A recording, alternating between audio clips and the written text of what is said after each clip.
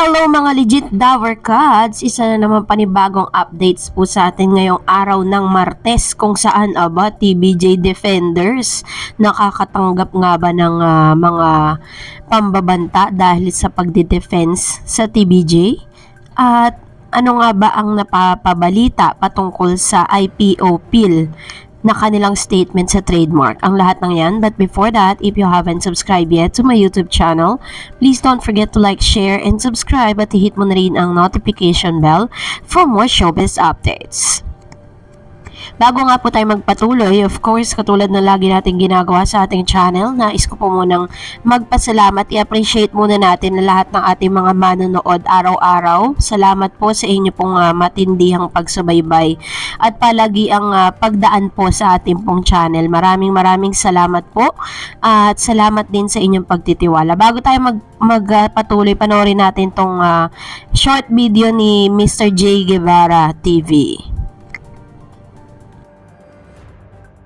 Daw sa amin ng mga pulis, hindi namin alam kung ano. Nagpakilala silang pulis Maynila daw. Inahanap daw ang magkapatid na Ulo at J. Guevara. Tapos ito pa yung mga account po, halos lahat na po kami meron. Yung account ng mga dummy account, yung mga faking account.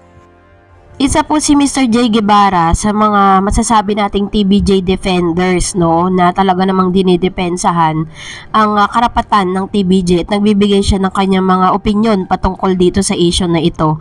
Kaya naman isa rin siya sa mga nagbigay po ng kanyang pahayag patungkol sa kanilang napapabalita. Di natin alam kasi hindi pa tayo nako-confirm kung totoo ba talaga na meron pong mga parang death threat ba or kung ano pa man, pananakot na nagaganap. At isa rin dito yung isa rin sa mga defender si Mr. Jake Magnus TV. Yan, sa mga live streamer po sila, tapos nagbibigay sila ng kanilang mga opinion patungkol po dun sa issue. Kasunod nito, kasabay nito si Mr. Boy Sardinas TV. Isa rin yan sa mga TVJ defenders. Ang kanila po talagang niche, yung mga dati-dati nilang mga niche, parang gumagawa sila ng mga, para sila mga good Samaritan ngayon, dati. At ngayon, hanggang sa nagtagal sila mag-vlog, yan na po yung mga videos nila, na doon sila nakilala talaga ng todo. Dahil sa kanilang public service, kung maituturing, di ba? At lahat po yan, mga vlogger po yan ng TVJ. At sila po yung mga pinatawag ng TBJ sa studio po ng EAT at in-acknowledge po sila, maging si Chris Ulo po na kapatid ni J. Guevara. Kung hindi ko pa napanood yung video clip na yun ni J, di ko malalaman na magkapatid pala silang dalawa, no?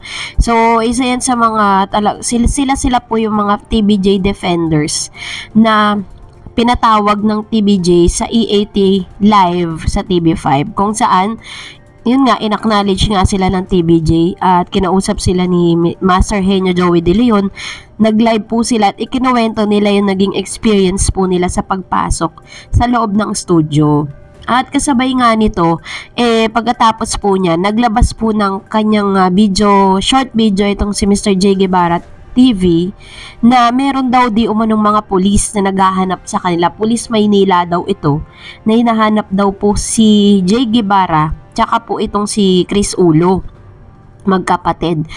At syempre, alam naman siguro po nila na kung ano po yung dahilan. Hindi natin alam kung meron po silang ginawang di maganda or kasi parang ini-incorporate po nila ito for being a TBJ defenders. Kasabay nga nito, may mga ginagawa na rin mga dummy account gamit ang kanilang mga pangalan at pumapasok kung kani-kaninong live at nanggugulo. Ganun po yung naging parang parang demolition man ng mga ito para lang sila ay siraan, no? Kaya naman talagang masasabi talaga natin na or hindi man matukoy kung sino po talaga yung may kagagawa nito. Alam na natin, hindi na natin kailangan pambanggitin o hindi na natin kailangan pang pag-isipan kung sino po ang may pakana, 'di ba? Pero para sa akin, parang aabot na nga ba talaga sa ganung punto ang kalaban ng TBJ para lang mapabagsak sila, para lang mapaniwala nila ang lahat ng mga tao na talagang sila yung tama, 'di ba? Alam naman natin kung sino talaga ang totoong enemy, 'di ba, ng TVJ. So, alam natin na talagang yung kanilang puwersa at yung kanila pong mga connections ganun kalawak, 'di ba? Kaya nga talagang as a TVJ defender, we should always be careful, no, sa lahat ng mga sasabihin natin, sa lahat ng mga hindi natin kailangan na, kumbaga hindi natin kailangan na siraan or kung ano pa man bagay para lang po masabi nating tama ang TVJ. Doon lang tayo sa tama, 'di ba? Kaya tayo nandito kasi dinidepensa natin ng TVJ dahil we know that they are the rightful owner of that particular noontime show. So ngayon pag-usapan din natin ito, no? Dahil meron pong inilabas ang Daily Tribune, Philippine Daily Inquirer, Manila Bulletin ng ilang statement ng IPO patungkol po dun sa inihain na cancellation ni Mr. Master Henyo Joey De Leon sa IPO PIL patungkol dun sa trademark ng Eat Bulaga or branded Eat Bulaga against Tape Incorporated. Kasi, 'di ba, alam po natin na lumabas na po yung parang renewal or naparenew na ng Tape yung kanilang trademark for 10 years. 10 years na po. Another 10 years. Pero, according po dun sa Daily Tribune na article, it was not parang hindi ganun kahalaga yung inilabas or ipinakita ng Tape na parang that it just a certification that they already had a 10 years another 10 years contract for using trademark Eat Bulaga. And ang sabi po dyan, anytime pwede nilang ipa-cancel yung yung certificate na ipinakita na yun. Anytime. Kasi po, yung cancellation letter po ni Mr. Joey De Leon na nasa IPO PIL, nandun pa rin. Still ongoing pa rin siya. Hindi pa rin siya nababaliwala. Kaya naman di pa rin pwede talaga magpakampante ang Tape na nakuha na nila yung another 10 years contract, ano. At kasabay nga nito, iniisip ko bakit kaya ginawa yun ng Tape, 'di ba? Na parang minadali nilang kumuha ng another 10 years na kontrata para po magamit ito pong nasabing Eat Bulaga trademark. Yun ba ay para inisin lang ang TVJ? Yun ba ay para galitin lang ang taong bayan? Hindi po. Meron pong tinatawag na personal interest yan. Kasi nga, 'di ba, business yan eh. So, kailangan po nilang ipakita na talagang magsistay sila for another 10 years dahil para hindi po mag-back out yung mga nakuha na nilang mga advertisers. Kasi, just in case na matapos na po yung kanila pong kontrata sa GMA this coming December 2024.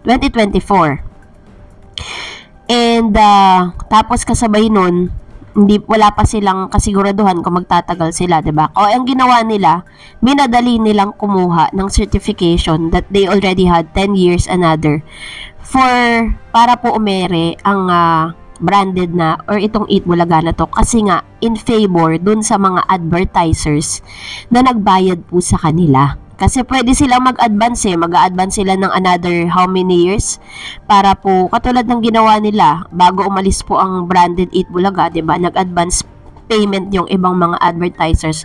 Kaya hindi na rin sila makapag-pull out. Ganun po yung kautak ang Tape. Kaya nila ginagawa yun. Kaya wag na tayo magtaka. Kaya ngayon mag-react tayo dito po sa isa sa mga komento po ng ating legit viewers dito, no.